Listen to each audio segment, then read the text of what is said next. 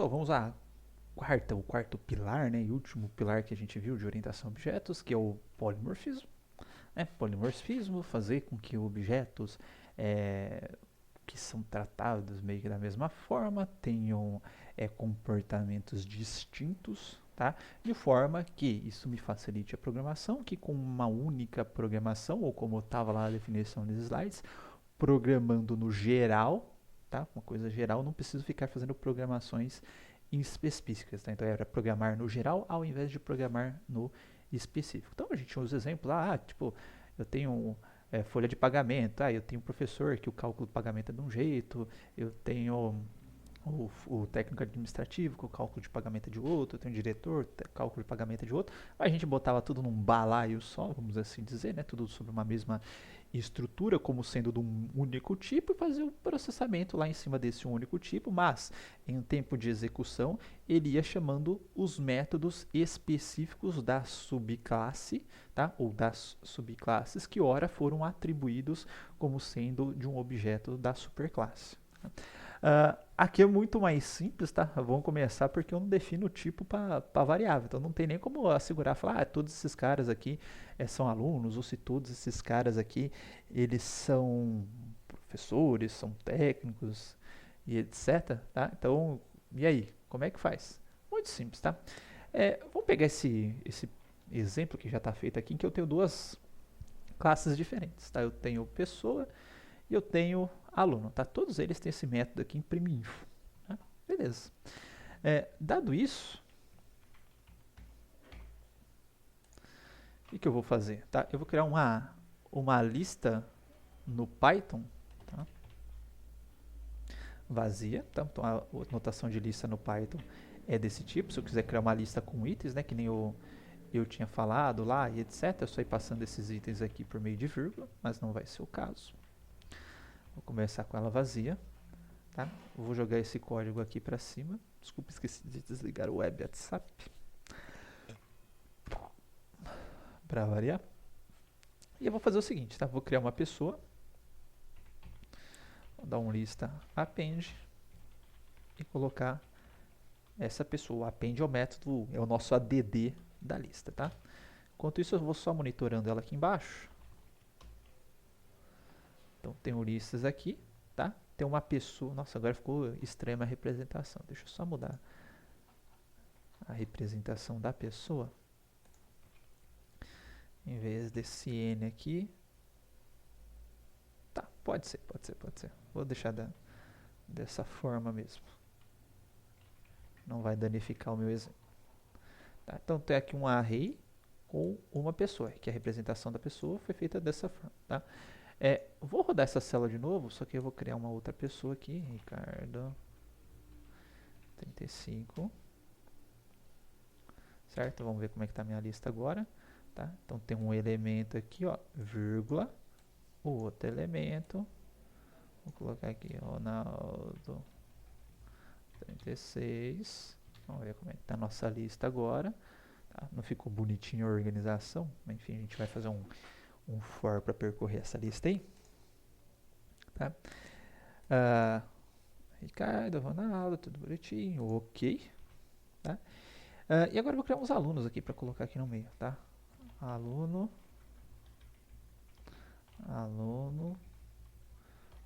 fulano, RGA. Deixa eu criar um wrapper também para esse aluno aqui.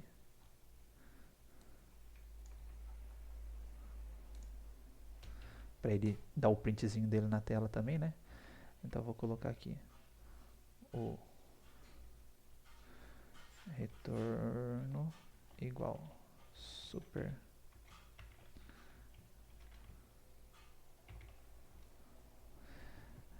retorno mais igual é o RGA, dois pontos, mais, como eu digitei numérico, né, tem que fazer a conversão.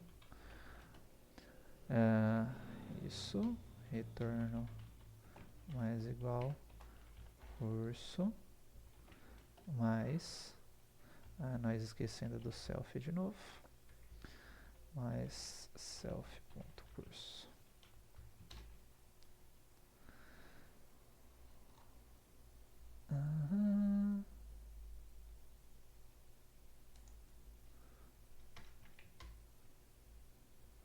Problema de indentação.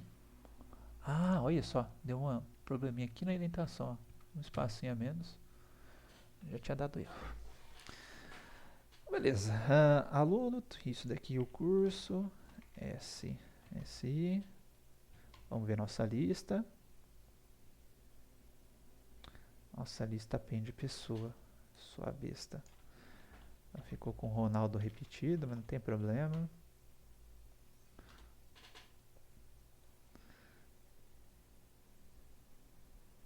Onde foi que eu errei?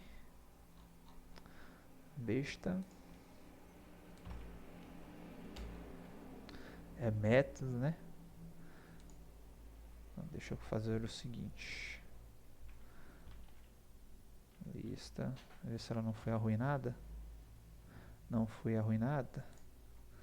Então, del lista 4. Del lista 5. Ah, del lista 4 de novo, né? Porque apaguei o 5. Oh, não tem mais? Que legal. Lista.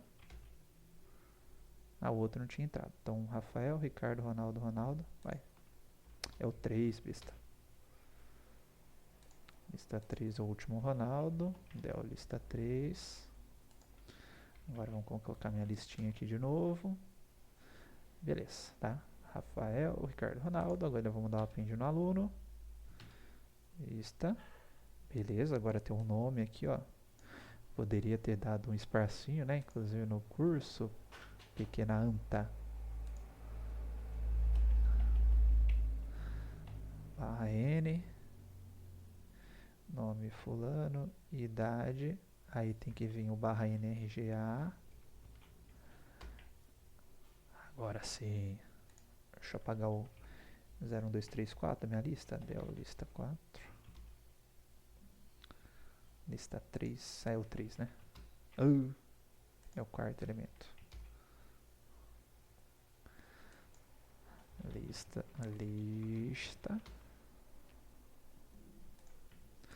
Agora sim. Beleza, tá? Então deu nome, fulano, idade, RA, bonitinho. Vou colocar aqui o Cicrano ADM. Olha só a parte final aqui. 25. Lista. Então temos o vírgula aqui, que é do próximo elemento, e o nome do cicraninho, tá? Então beleza, tá? Temos aí nossa lista, tá? Disponibilização dela não tá das melhores por causa do nosso RPR, mas os elementos estão aqui dentro, tá? Se eu quiser percorrer esses elementos da lista, é como se fosse o for aprimorado, tá? Vou ter um identificador, vou chamar de objeto aqui genérico, tá? In e o nome da minha iteração, do meu iterável aqui, que é a minha lista, tá? Eu vou simplesmente chamando print objeto, tá? Essa é uma das formas que eu tenho, eu posso especificando os índices da lista também, tá? Só para deixar tudo separadinho, bonitinho, eu vou fazer o seguinte, ó, print, tá, bonitinho, opa, esqueci das aspas,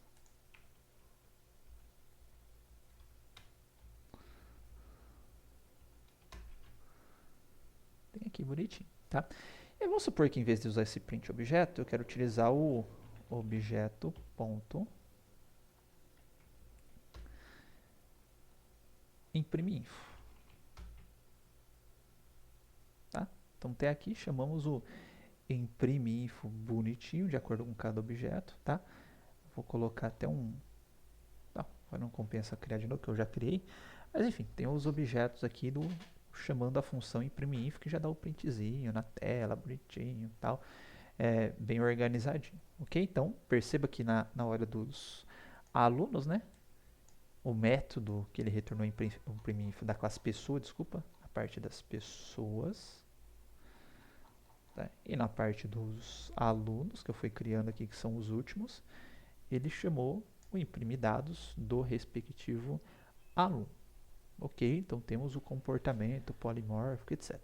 Perceba o seguinte, tá? Nessa lista, como não tem tipo, inclusive no Python, eu nunca especifiquei qual que é o tipo de objeto que vai ter nessa lista para ter algum tipo de garantia que um determinado método, que um determinado objeto vai ter um determinado método, tá?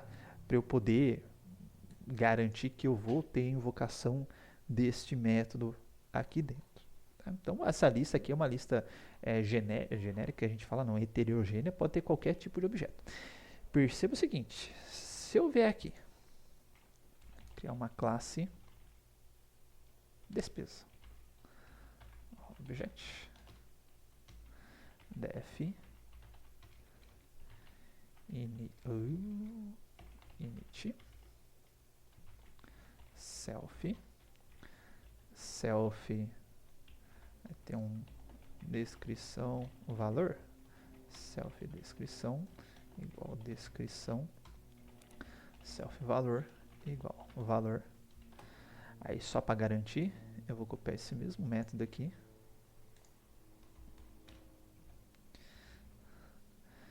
imprimir info self, tá? E eu vou dar um print descrição, vírgula descrição, print valor, tá? Só isso, vou criar o objeto. Sabia. O que tem esses 2 pontos sobrando aqui? Criei o objeto. Agora eu vim aqui, vou criar despesa,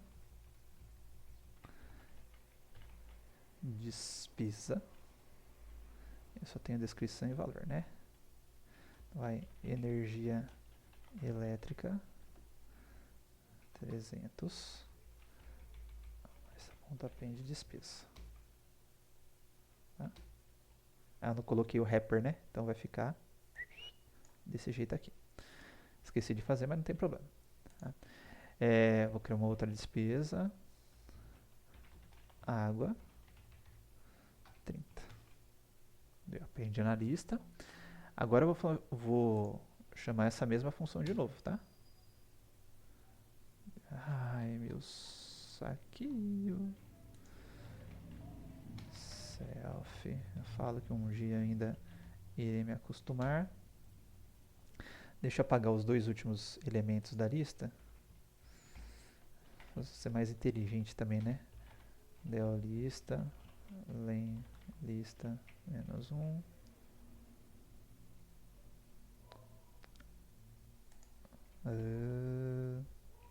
Inteligente, mas fui burro pra caralho, né? Lista -1. Lista -1, beleza. Paguei os 2 elementos.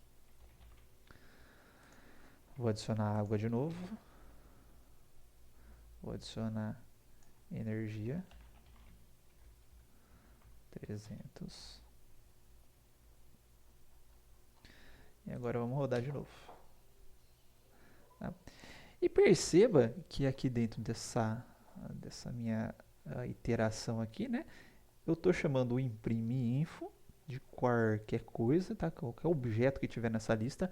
Eu vou tentar chamar o imprime info, tá? Então agora eu tenho imprime info de pessoa, eu tenho imprime info de aluno e eu tenho imprime info de energia elétrica. E perceba que em nenhum momento, tá? Eu precisei fazer qualquer tipo de relação entre despesa, tá? Aluno, obviamente que aluno e pessoa tem a relação de herança, né?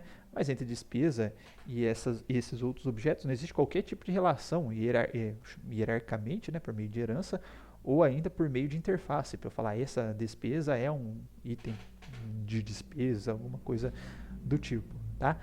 Só bastou, e como ele não tem verificação de tipo, só bastou eu ter o mesmo método, tá? Um método com a mesma assinatura, que aí eu consigo fazer polimorfismo, tá? Esse conceito aqui é chamado, uma vez até achei engraçado o nome que deram para o conceito, que é chamado de duck typing, tá? Duck de pato, tá ali? Isso. Por que deram esse nome duck typing? Falando, você não precisa ser um pato, você só precisa aparecer como pato, tá? Então, não precisa, no caso da herança, né, a gente tem a relação do tipo E1 ou da interface também do tipo E1, então tem essa relação de ser, né? Uma coisa é outra coisa, né? Aqui você não precisa ser um pato, você só precisa fazer o quack aqui que ele já considera como sendo o pato e manda embora, tá? Então é isso a questão do polimorfismo. Ah, mas não tem interface para garantir e tal, que todo uma classezinha ali vai implementar o método de acordo com uma assinatura. Tem. Eu só vi isso, eu já fiz diversos cursos para diferentes finalidades, e alguns deles de orientação a objeto, já li livro, etc. Nenhum deles traz a interface, o único que trouxe a questão da interface falou, bicho, tem interface, mas dá tanta dor de cabeça ou tanto trabalho para você implementar a interface que ninguém nem usa, tá? A questão é você definir na documentação como que é o método, a galera vai lá e replica, tá? E a gente vê de fato isso acontecendo muito na prática. Então, por exemplo, a gente usa muito a biblioteca sklearn. Eu quero fazer um método lá para receber qualquer algoritmo, ajustar, treinar, avaliar, etc. A gente só vai chamando as mesmas chamadinhas de método que tem ali. Eu passo qualquer classificador ali que tem aquelas mesmas chamadas de método, que é o fit, que é o evaluate, que é o predict, desculpa, e etc. A gente já sabe, tem assinatura bem padrão, bem comum, tá? Inclusive, várias outras bibliotecas de aprendizado de máquina têm essa mesma assinatura de método, mesmo sem ter qualquer tipo de relação. Então, tipo, eu tenho a biblioteca do TensorFlow. TensorFlow vai ter um método fit lá, que recebe o conjunto de treino e a resposta do treino. Biblioteca sklearn vai receber o conjunto de treino e a resposta do treino. Biblioteca do PyTorch, que é do Facebook, conjunto de treino e resposta do treino. E aí, nesse mesmo frameworkzinho que eu tenho de avaliação, eu uso o algoritmo do TensorFlow, do sklearn, do PyTorch e etc. E funciona tudo normal, só porque eles têm a mesma assinatura do método. Que dá uma desvantagem, né? Que a gente não tem aquela garantia a princípio de compatibilidade da assinatura do método, mas se você implementar direitinho ali via documentação, o negócio fica extremamente flexível, tá? Então esse é o último pilar aí do polimorfismo. Depois eu vou fazer só uma aulinha extra, que aqui, como no Java não suporta herança múltipla, que suporta o método de resolução de conflito aí que pode haver dentro da herança múltipla, tá? Então até o próximo vídeo.